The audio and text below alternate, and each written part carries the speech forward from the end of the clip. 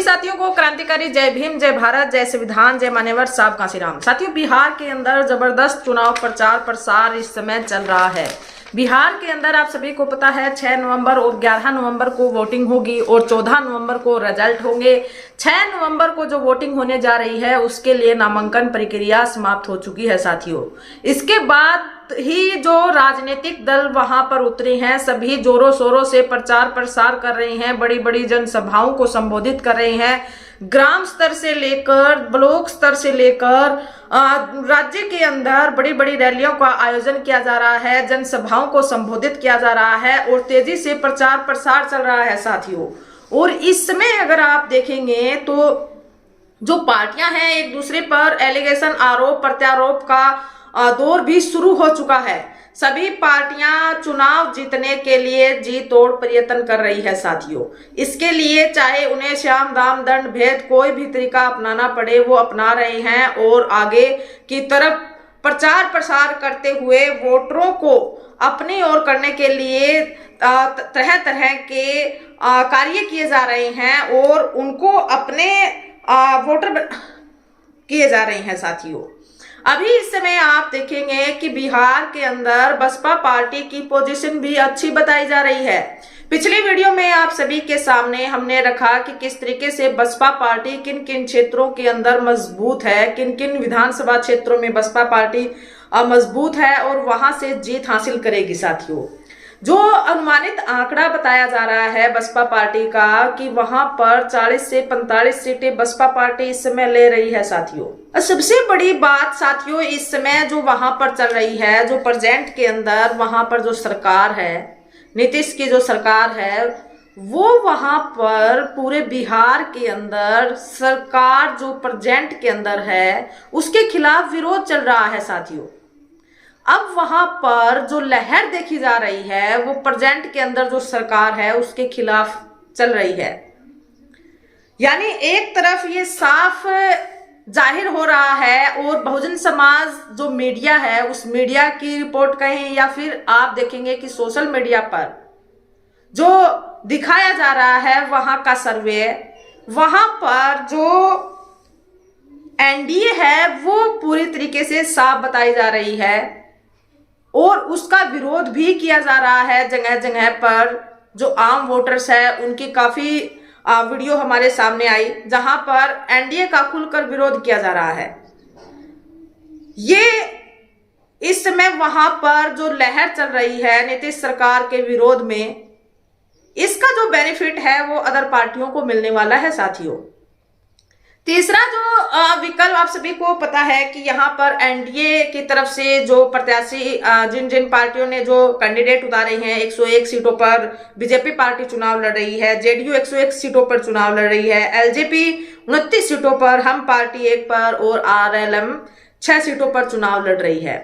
वहीं पर जो आरजेडी है 143 सीटों पर और कांग्रेस पार्टी 61 सीटों पर चुनाव लड़ रही है। तीसरा जो विकल्प वहां पर बना है इसको भी मजबूत बताया जा रहा है कि जो वहां पर सरकार बनेगी, जो किंग मेकर की भूमिका जो निभाने वाली हैं वो बसपा पार्टी और जो एक तीसरा अलायंस वहां पर उभरा है जिसमें जो 3 चेहरे हैं, जाने माने चेहरे हैं, जो दलित समाज, पिछड़े समाज और अल्पसंख्यक समाज पर, उनके वोटर्स पर अच्छी पकड़ रखते हैं साथियों और देश के अंदर उनको नाम को जाना पहचाना जाता है। मुस्लिम समाज की बात करें तो असदुद्दीन ओबीसी की पार्टी है AIMIM, जो मुस्लिम बहुल इलाका है वहां पर उस पार्टी की अच्छी पकड़ बताई जा रही है। असदुद्दीन ओबीसी की अच्छी मजबूती वहां पर दिखाई जा रही है। वहीं पर चंद्रशेखर आजाद जी की पार्टी भी कुछ सीटों पर मजबूत बताई जा रही है और स्वामी प्रसाद मौर्य जी भी चुनाव इस समय लड़ रहे हैं। इन तीनों जो व्यक्ति हैं, जो दलित समाज, ओबीसी समाज और अल्पसंख्यक समुदाय के जो ये तीनों बड़े लीडर हैं, ये एक साथ एक मंच पर आकर चुनाव लड़ रहे हैं। इन्होंने एक अलायंस बनाया है, ग्रांड डेमोक्रेटिक अलायंस, जो जेडीए अलायंस जो बना है इसकी पकड़ भी बिहार के अंदर अच्छी खासी बताई जा रही है। वहीं पर बसपा पार्टी अकेले चुनाव लड़ रही है बिहार के अंदर। बसपा पार्टी ने ये पहले ही ऐलान कर दिया था कि वो विधानसभा चुनाव अकेले लड़ेंगे, और क्यों लड़ेंगे इसके पीछे का कारण भी बताया। और अब बसपा पार्टी बिहार के अंदर काफी सीटों पर मजबूत बताई जा रही है साथियों।